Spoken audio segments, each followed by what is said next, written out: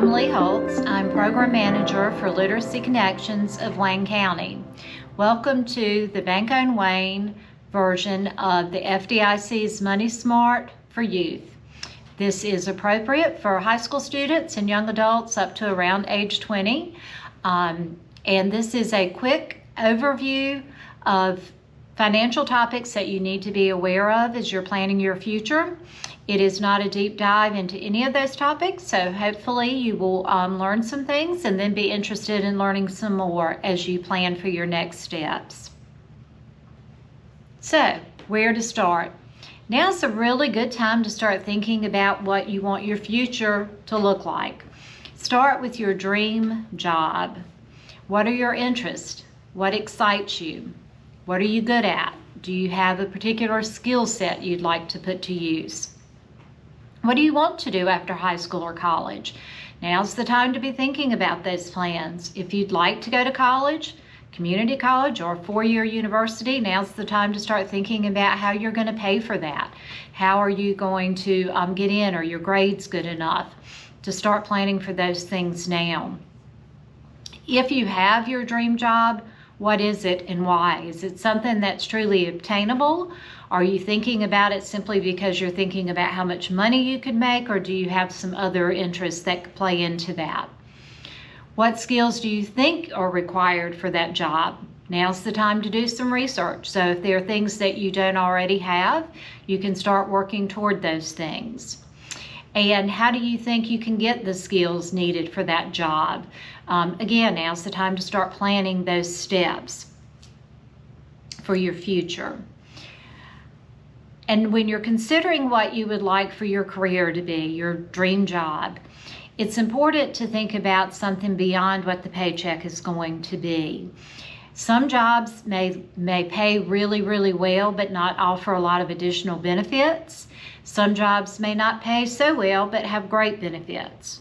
Some of those things to think about. Health insurance. Will your employer provide health insurance for you? Will they help cover part of the cost of that? That can be a huge savings. It's not literally money in your pocket, but it's money you're not having to spend. Do they have flexible spending accounts? That's an account that you can put money into tax-free and save throughout the year. So if you have out-of-pocket expenses for medical needs, you can meet those through your flexible account. A good example may be something like eyeglasses.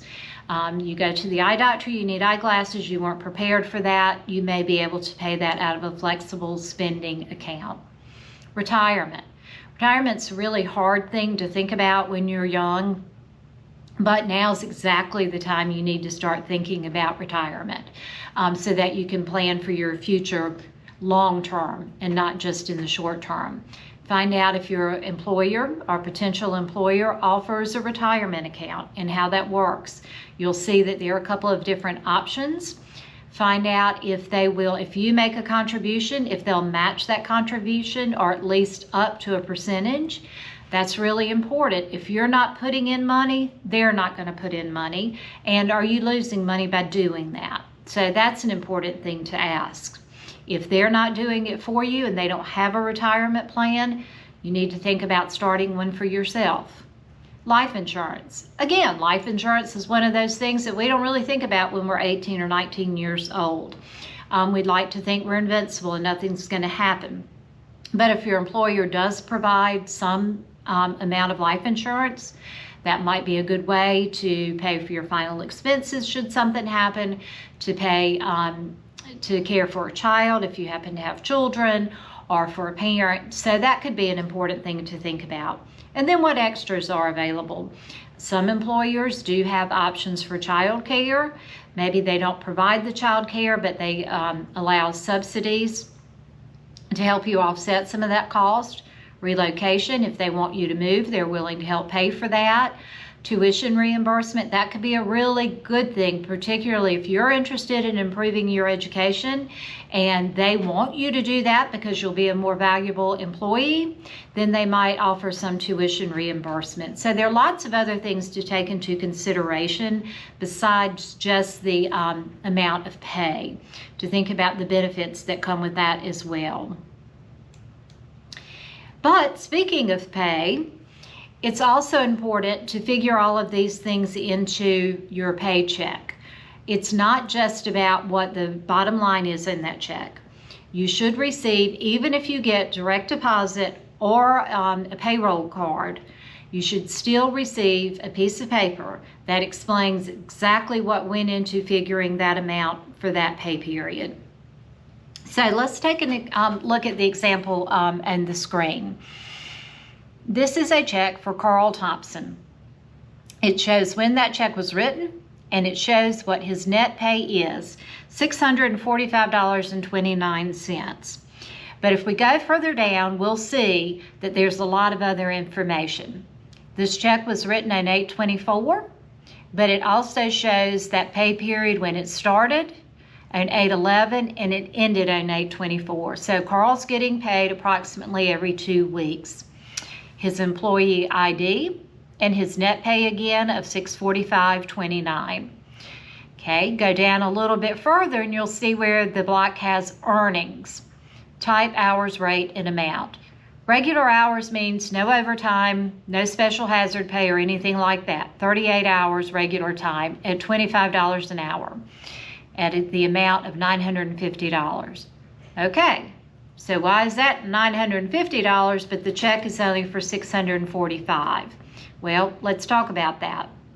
You'll see in the next column where it has taxes, federal withholding. You have to do federal withholding. $51.49. FICA or Social Security tax, $52.70. Medicare, $12.32. And then state taxes, $15.70. So the employer is required to take the taxes out on you. That came to $132.21 right off the top. Then we go to deductions. Remember those things we talked about when we talked about benefits? Well, it looks like Carl does have some benefits. He is contributing to his 401k. That comes directly out of his paycheck, $47.50. He does have to pay a little bit to have life insurance through his employer, $25, and for medical he's having to pay $100. So that's an additional $172.50. So that's the difference between the $950 and the $649 that he actually gets to take home and spend. But a lot came out of that that's being covered out of that money. You'll see in that last column, year to date, where it has what his gross pay year to date has been and all the other things that he has received or had deducted since the start of the year. Then down at the very bottom, where it has additional benefits for that pay period, you will see an accounting of his vacation time. He currently has 6 hours available to him. It looks like in that 2-week period, he built up 3. He didn't use any. He has 6 hours, 6 years not, and he hasn't used any. Sick leave, you can see the same. He's accrued 4 hours. He earned 2 in this pay period for a total of 4, and he's not used any. So if he wanted to take some time off, he can look at that pay stub and know exactly what he has available to him. Okay, so how do we get from where we are to our dream situation? And it's all about setting and reaching our goals. If you want to get somewhere, you have to have a good plan. You have to have a roadmap. So you'll see in your packet, if you printed that off from our website, that there is a page about Aisha and about her setting and reaching her goals. This is a young lady who knew when she was a little girl she wanted to be a nurse. And so she started outlining her plan when she was in high school. She knew that if she wanted to go to college that she was going to have to work and save some money for that. So she got a part-time job and was able to save money for that. Her next goal, her intermediate goal, was to go to college for nursing. But again, she knew she was going to have to balance working part-time. Remember, she's having to pay for some of this herself, and so she's still having to work, so finding that balance. And then beyond that is her long-term goal of getting a job as a registered nurse. You'll notice on the sheet that you have from your packet that looks pretty straightforward at the top. When we see her goals, it makes sense how she got there. But when you start reading about the challenges, It's not quite that easy. First, she had to be disciplined about her needs versus her wants. She had to really look at things and decide before she made purchases, is this something that I need to have to either help me further my education, to make sure that I stay safe, have a place to live, have plenty to eat, or is this a want, which might be a new pair of shoes or some new books or magazines, a night out in the town with her friends. So she has to make those decisions. And it's not about we only do the things that we need to do and never the wants. It's about finding that balance and being realistic. Sometimes we really want to do something that we can't do because we need to do something else. But if we keep our long-term goals in mind, it makes that a little bit easier to work with. She has to make those choices. When she's in college, she really has to stick to a budget. Remember, she's balancing working and her schoolwork, and she wants to have a social life too. And so she's trying to find that balance, but she's written out a budget and she's determined to stick to it. And if you'll read that section, you'll see that the longer she did it, the easier it was to stick with that.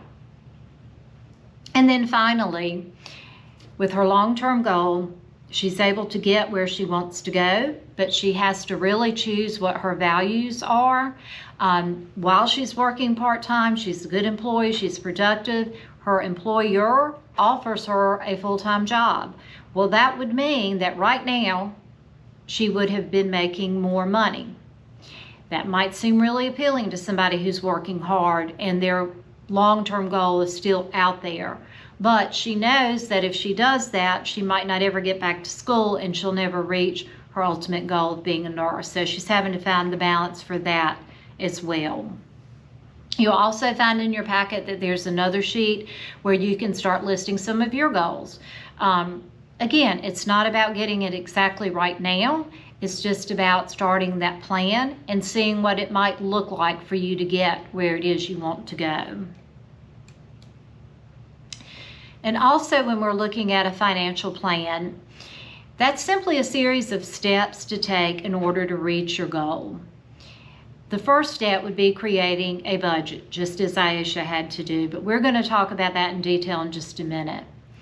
Weighing your needs versus wants, that's part of that plan. If we're going to get to our goals, sometimes we really have to look at our spending, and that might mean that we don't get everything we want.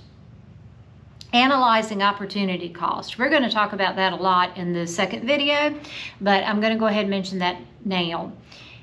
Sometimes things seem like a really good deal. An example of that might be the next door neighbor sports car that you've been eyeing for 5 years, and he finally sells it, and he's going to sell it to you for a really great price. Okay, well, what comes with that? So if he's willing to sell this great car at this great price, is there something wrong with the car? Maybe you get it for a really good price up front, but the transmission's getting ready to fall out.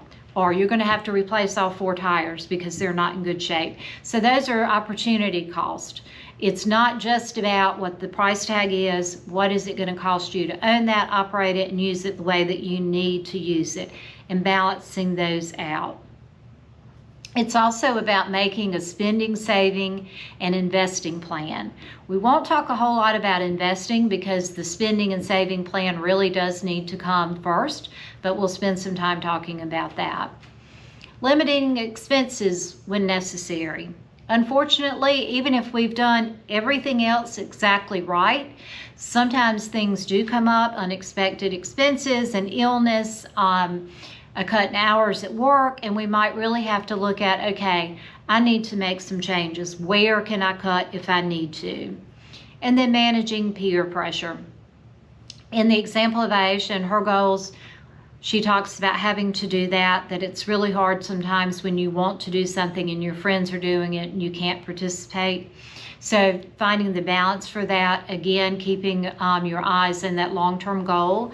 And unfortunately, we talk about peer pressure when we're young. Sometimes that doesn't really go away.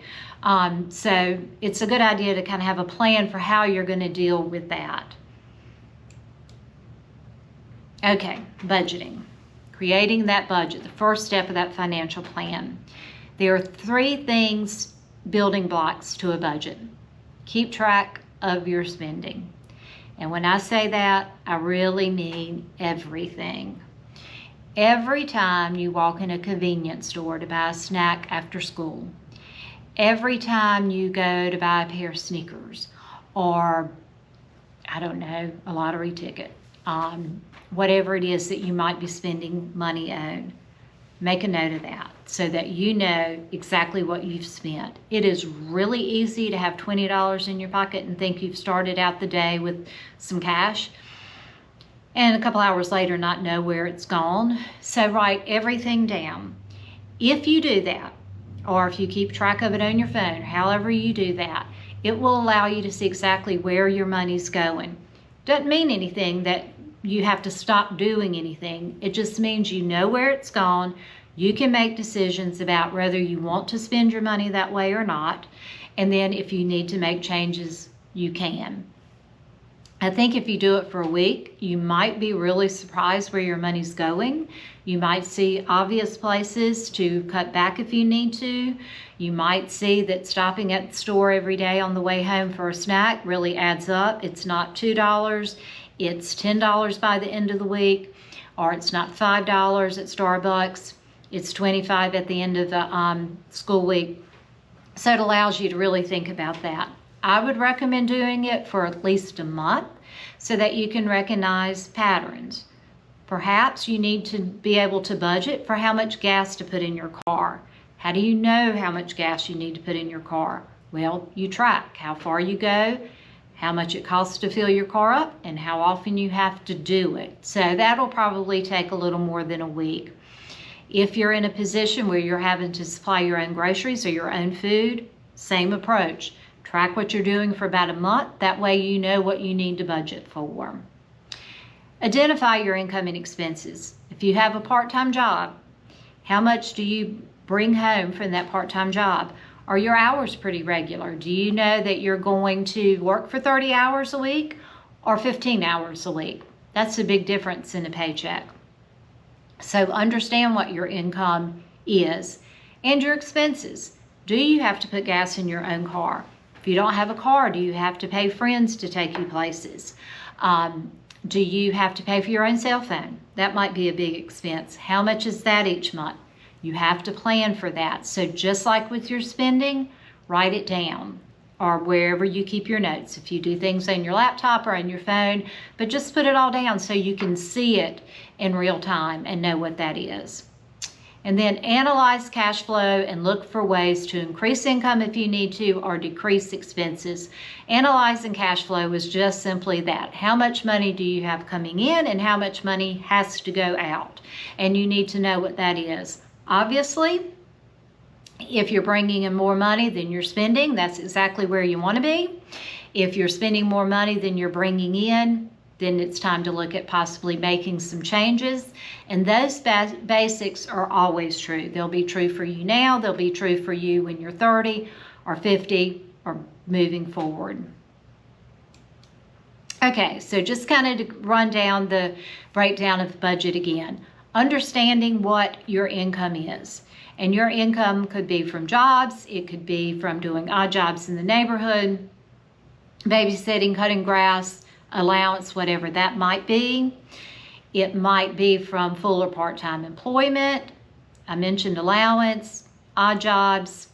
Hey, if you're fortunate and you're able to earn interest and dividends from investments that someone has made for you, that's great. Do you have other sources, including tips? So look at all of the income that you have coming in that's available to you to spend or to save. When you're looking at it, think about whether it's consistent or not. Again, you have a part-time job. Do you always work 15 hours a week, or is it 10 some weeks and 20 the next? That will make a difference in the way that you plan for that. So also record that. Is this consistent or is it going to change? I used to babysit when I was in high school, and some months I would make some big bucks, and then the next month it might be $25. So that makes it a little bit hard to plan. Expenses. What do you have that you're having to pay out of pocket? Do you have bills? For example, your cell phone. Or are you paying for probably not cable now, but a streaming service or something like that? Do you have to pay rent? That's an expense you need to keep in mind. Transportation, we talked about a car, if you're putting gas in a car, if you're having to pay to keep that car maintained, are you taking public transportation, paying friends? How are you getting around? How are you paying for that? Your entertainment, are you responsible for that? If so, that's an expense. You want to plan for that. The same for clothing and eating out. Personal expenses, personal items, you know, if you're having to purchase your own things such as makeup, shampoo, that expensive pair of sneakers, the right cologne, whatever that might be that you're having to pay out of pocket. And then at this point, are you already thinking about saving? How much do you want to save? How much can you save? So consider that an expense as well. Cash flow. You've written down your income. You've written down your expenses. Is it a positive cash flow? Do you have more income coming in than expenses going out? If so, if you would like to have a higher cash flow, you might want to make some changes. If you're comfortable with it, that's wonderful. If it's your expenses are higher than your income, again, it's time to look at that. Can you increase your income? Can you ask for more hours at work? Can you continue your part-time job and cut the neighbor's grass and babysit for your next door neighbors? Is that a way to increase your income? Will that help? If not, then look at those expenses. Or there expenses that you can cut. Maybe you can put enough gas in your car to get to work and get to school, but not to go out of town on the weekend. So maybe the choice is you cut out the trip out of town. Okay, 2 types of expenses very quickly. A fixed expense. That is an expense that is not going to change from month to month. A great example of that would be rent. If you're not already living on your own, you make the decision to do that, you sign a lease, your rent is going to be the same every month. You know that, so you have to plan for that. If you have a car payment, that's also going to be fixed. You know what that's going to be, so you can plan for that. Flexible expense would be something that could possibly change from month to month. If you're renting an apartment and your utilities are not included in that, you're paying those separately, they're going to vary from month to month. So you're going to want to kind of plan for that and understand how much, which that might mean that in a day like today where I am and it's 95 degrees outside, that does not mean I can go home and put the air conditioner at 69. I can't afford to do that. Flexible expenses can be a little bit harder to plan for, but if you track your spending and you track how much you generally pay, you can plan for that as well. Okay, so why do we talk about all of this? Why is it important to start thinking about the plan? Well, I'm going to just go with this statistic because I think it's pretty mind-blowing. Again, it's particularly hard to think about when you're young, because we like to live in the moment. But poor planning, this is what happens with poor planning. By the time they have retired for 2 years, 78% of former NFL players, okay, that is over 3/4 of NFL players, and we think of, or at least I think of NFL players as being some of the highest paid people in our country with their ability, and they've had this, been able to build up these amazing careers. But in 2 years, 3/4 of them have gone bankrupt or they're under financial stress. Within 5 years after retirement, an estimated 60% of NBA players are broke. I think that is just a startling statistic. It's old. You can see that from the bottom of the screen, but I've done some research and it has not really gotten much better. Poor planning, simply put. And that's a case where you would think the planning would be in place. Yes, they're going to make an astronomical amount of money for the years that they're eligible to play. But most people can't, except for Tom Brady, can't play football into their 40s and 50s. And we don't ever know when an injury might happen. All it could take is just one really severely broken leg and then that career is over. So the time to plan for that is at the beginning of the career and not 2 years later where there hasn't been planning There's been poor investment. Family and friends have taken advantage of someone, and then they're broke and still might have 20 or 30 years left to figure out how to plan for. So keep that in mind as you're thinking about what your goals are and your plans and how you want to get there. And that is all for this section. The next section, in the second video, we will talk a little more about loans and credit and how to start your savings plan. Thank you very much for joining me tonight. Our contact information is up on the screen. If you do have some questions or would like a little more direction in creating a budget, we'll be glad to help you with that. Just please reach out to us and we will respond. And if it's something that we can't help you with, we will connect you with someone in the community who can help you work through that. Thanks again. This is Sherry Archibald with the United Way of Wayne County. Bank on Wayne is a Literacy Connections program and is funded in part by the United Way of Wayne County. This video series of Bank on Wayne was made possible by a generous grant from Enjoy Thrift Store, Goldsboro.